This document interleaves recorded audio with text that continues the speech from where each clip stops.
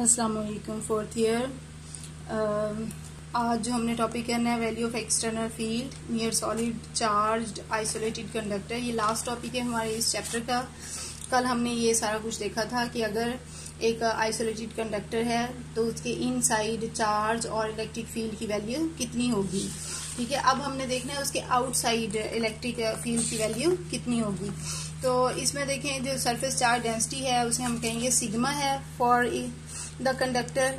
और मैंने ये बताया था कि अगर कंडक्टर जैसे स्फेरिकल है तो सरफेस चार्ज डेंसिटी उस पर क्या होगी, यूनिफॉर्म होगी। लेकिन अगर वो स्फेरिकल नहीं है तो सरफेस चार्ज डेंसिटी क्योंकि होती है चार्ज पर यूनिट एरिया, तो ये जो पॉइंटेड एंड्स हैं यहाँ पे चार्ज पर यूनिट एरिया क्या हो जाएगा, ज्यादा, क्योंकि एरिया छोटा है ना, तो सरफेस चार्ज डेंसिटी क्या हो जाएगी, ज्यादा। जो फ्लैट सरफेसेस हैं वहां पे सरफेस चार्ज डेंसिटी कम होती है, तो पॉइंटेड एंड्स पे हमेशा चार्ज डेंसिटी ज्यादा होती है।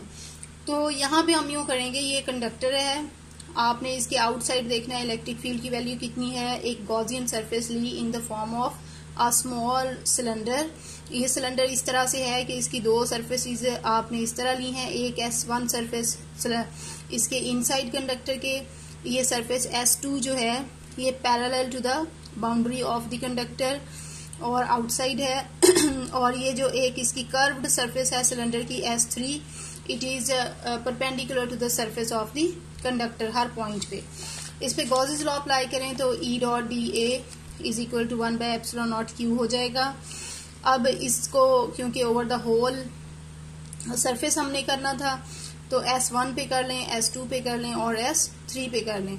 अब S2 और S1 और S3 जो है ना, ये इनसाइड द कंडक्टर हैं। तो इनसाइड द कंडक्टर होने का मतलब क्या है कि यहाँ पे चार्ज भी जीरो है और इलेक्ट्रिक फील्ड इंटेंसिटी भी जीरो है। ये कल वाले टॉपिक में हमने प्रूव किया था कि electric field intensity inside the conductor zero है। तो अगर यहाँ पे इलेक्ट्रिक फील्ड इंटेंसिटी जीरो है तो फिर ये जो टर्म्स हैं E डॉट dA ये S3 के लिए भी जीरो हो जाएंगी और S1 के लिए भी जीरो होगी। अब बाकी रहेगी सरफेस S2।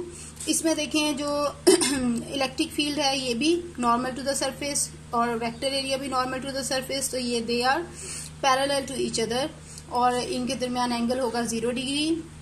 तो E is parallel to dA है, इसलिए S2 सरफेस के लिए ये क्या हो जाएगा, E dot dA is equal to EA हो जाएगा। ठीक है, तो टोटल फ्लक्स जो है वो EA के इक्वल आ गया। अब चार्ज यहाँ पे कितना होगा, क्योंकि सरफेस चार्ज डेंसिटी है सिग्मा, तो चार्ज होगा सिग्मा A। ठीक है, तो अब ये चार्ज है sigma A from Gauss's law, flux is equal to 1/ε0 sigma A होता है और फ्लक्स EA के इक्वल भी है, तो हम लिख सकते हैं EA is equal to 1/ε0 sigma A। ठीक है, तो इन दोनों को कंपेयर करें तो E जो है वो सिग्मा ओवर ε0 के इक्वल बनता है। इसको वेक्टर फॉर्म में लिखें तो ये साथ R कैप आ जाएगा। अब देखें ये है इलेक्ट्रिक फील्ड इंटेंसिटी की वैल्यू किसकी वजह से, due to a solid charged isolated conductor. और इससे पहले ना हमने इलेक्ट्रिक फील्ड इंटेंसिटी की वैल्यू पढ़ी थी for an infinite sheet of charge. यहाँ पे एक छोटा सा कंपैरिजन करेंगे उन दोनों की इलेक्ट्रिक फील्ड इंटेंसिटी के दरमियान में। तो near infinite sheet of charge हमने पढ़ा था सिग्मा ओवर 2/ε0 है। अब इसमें एक छोटा सा कॉन्सेप्ट ये है कि अगर हम इलेक्ट्रिक चार्ज जो देते हैं किसी शीट को, शीट दो तरह की हो सकती है, कंडक्टर भी हो सकती है और इंसुलेटर भी।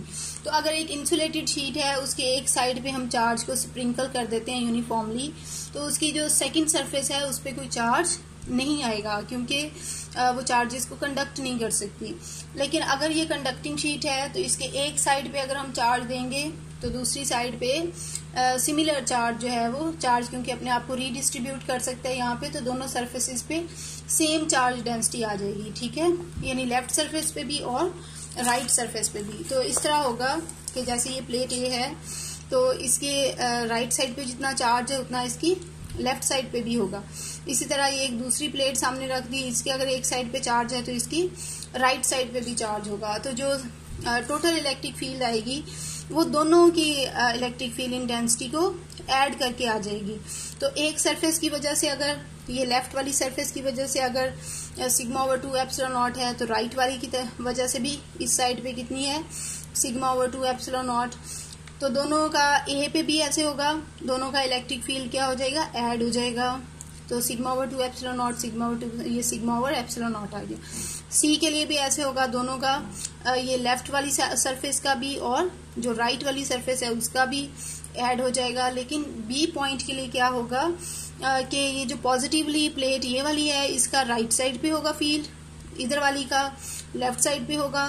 तो ये इलेक्ट्रिक फील्ड इंटेंसिटीज एक दूसरे के इक्वल और ऑपोजिट होने की वजह से एक दूसरे के इफेक्ट को कैंसिल कर देंगी और total electric field inside 2 sheets of conductor क्या हो जाएगा, 0, जैसे कि उसके लिए था, आइसोलेटेड कंडक्टर के लिए था। ठीक है, चलिए यहाँ तक कोई प्रॉब्लम हो तो पूछ लें। Thank you very much.